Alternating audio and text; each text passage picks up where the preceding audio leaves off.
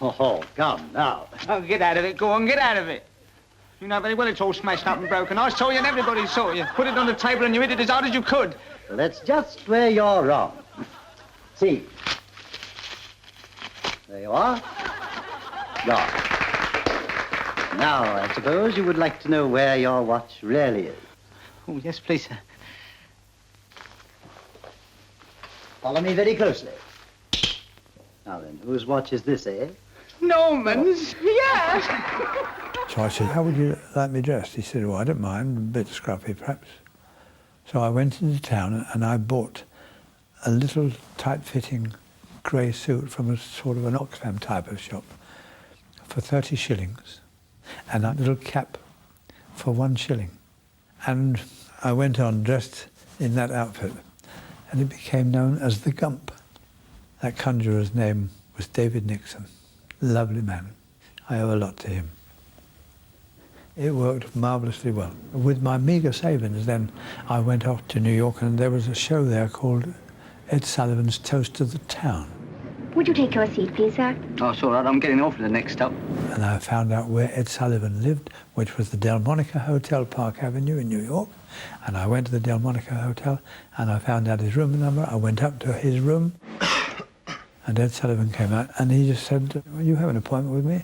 So I said, well, no, I'm a comedian from England and I'd love to get an opportunity to be on your show.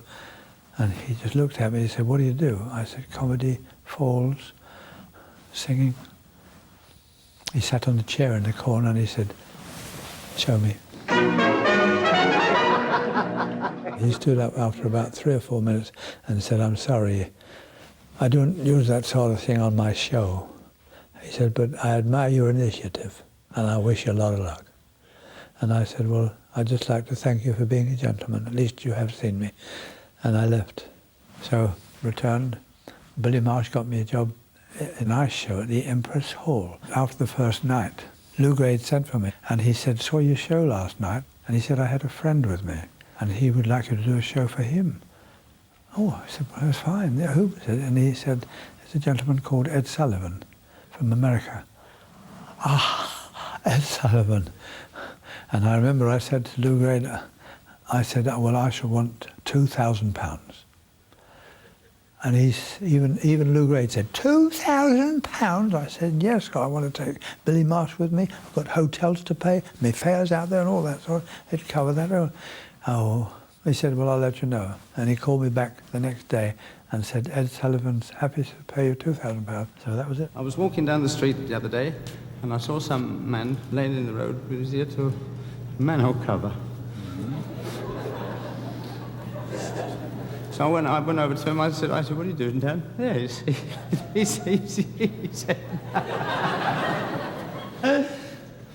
said, what are you doing down there? He said, here, you listen. So I got down.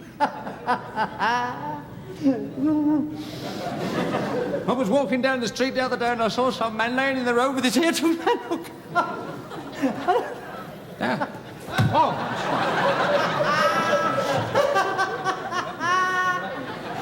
I was walking down the street the other day and I saw some man laying in the road with his ear to me. With his ear to my suit!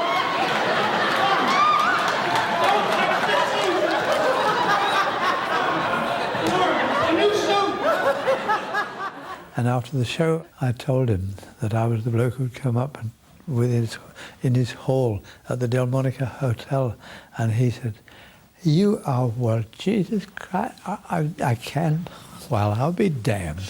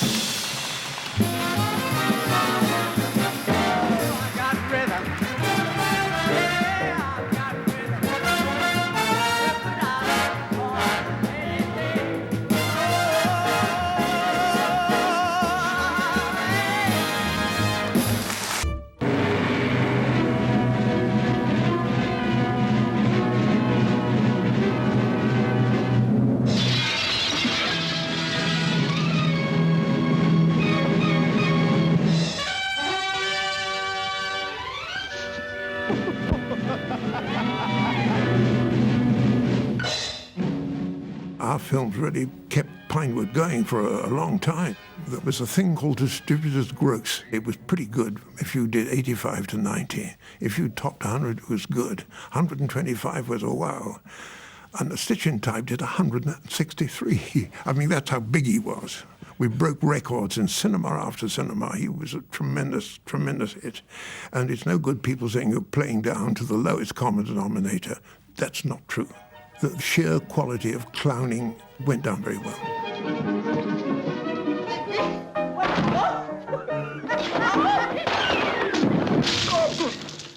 You wanted to see me, sir?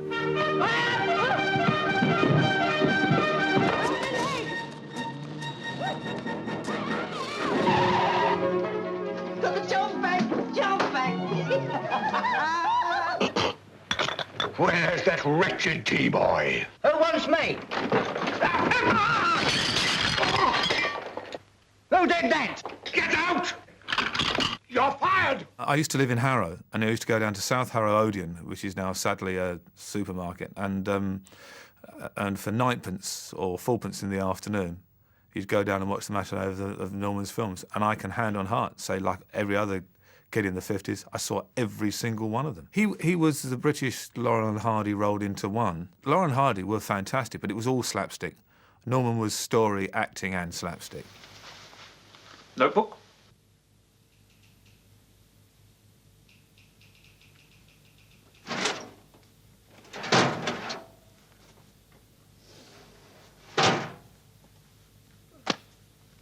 I'm an editor, and I'm sending him out as a new lad to get a story about a function. Pencil? This particular scene should be shown in film schools where teaching people about making comedy anyway. This was a perfect example of what film comedy is all about. It's all looks.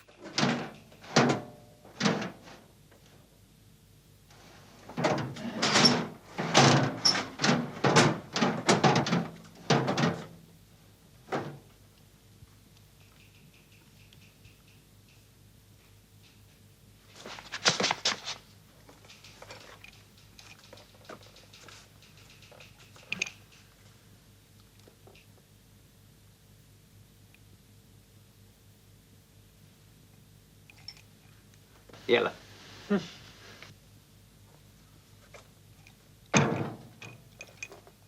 Got a bicycle? To see it is funny because it's all one take. A lot of ad-libbing. Not ad-libbing in words, but in movement and expression. And the director allowed us to do it.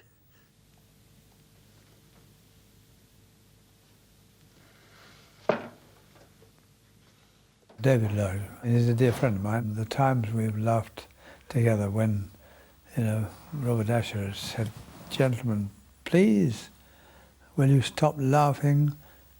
This is the 6th time I have shouted cut. And when I say cut, cut out the laughing." They laid on what was supposed to be a high cliff, which we were climbing, or a mountain. And it was very expensive to do it. And Norman and I kept laughing in this scene. Norman made me laugh, which wasn't difficult. And Hugh took us out in the sunlight at Beaconsfield, out of the particular studio we were in, and said, "Now look here, you two, this is costing me a fortune. Get your act together." And I said to Norman, "I'm expendable. You're not. You're the star." And he said, "All right." And we got back and we just did it. Don't look down, look up! Stop!